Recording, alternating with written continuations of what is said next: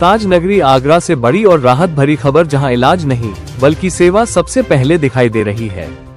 पृथ्वीनाथ महादेव मंदिर के सामने अमित एडवांस ENT सेंटर की ओर से डॉक्टर सुमित गुप्ता द्वारा नाक, कान और गले का विशाल निःशुल्क जांच शिविर लगाया गया है। इस शिविर की खास बात यह है कि यहां केवल सामान्य जांच ही नहीं बल्कि एंडोस्कोपी, एलर्जी टेस्ट, ऑडियोमेट्री, सुनने की जांच और यहां तक कि ब्लड टेस्ट भी पूरी तरह निःशुल्क किए जा रहे हैं। इलाज के साथ राहत भी। शिविर में दी जाने वाली दवाएं 50% डिस्काउंट के साथ मरीजों को उपलब्ध कराई जा रही हैं। सुबह से ही शिविर स्थल पर मरीजों की लंबी कतारें देखने को मिल रही है। सैकड़ों की संख्या में लोग इस जाँच शिविर का लाभ लेते हुए नजर आ रहे हैं। बुजुर्ग हो, युवा हो या बच्चे, हर चेहरे पर इलाज मिलने की उम्मीद साफ झलक रही है। इस जनसेवा अभियान के आयोजन में हिमांशु शर्मा, हिमांशु बिटोलिया, मनीष अग्रवाल, आलोक शुक्ला और नितिन की अहम भूमिका रही है, जिनके सहयोग से यह शिविर सफलतापूर्वक संचालित हो रहा है। डॉक्टर सुमित गुप्ता का कहना है कि इस शिविर का उद्देश्य केवल इलाज नहीं बल्कि उन लोगों तक स्वास्थ्य सुविधाएं पहुंचाना है जो महंगे इलाज का बोझ नहीं उठा पाते। ताज नगरी आगरा में जहां एक और इतिहास बोलता है, वहीं दूसरी ओर ऐसे सेवा शिविर मानवता की सबसे खूबसूरत तस्वीर पेश कर रहे हैं।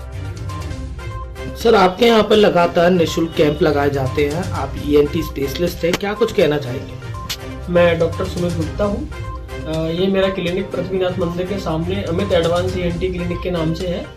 ये क्लिनिक खोला ही इसी उद्देश्य के साथ है कि मिनिमम हम फीस या मिनिमम खर्चे पर पेशेंट का नाक, कान, गले से रिलेटेड जो बीमारियां हैं उसका इलाज कर सकें। इसीलिए समय समय पर हम लोग यहाँ पर निःशुल्क कैंप लगाते रहते हैं, जिससे पेशेंट को कई तरह की सुविधाएं मिल जाती है। आज के कैंप में एंडोस्कोपी, गले की, कान की, नाक की, सारे एलर्जी टेस्ट, ब्लड टेस्ट, कान की सुनाई की जांच, सब बिल्कुल ही नाम मात्र के खर्चे पर आज हो रही है। जबकि मेरा परामर्श तो बिल्कुल निःशुल्क है।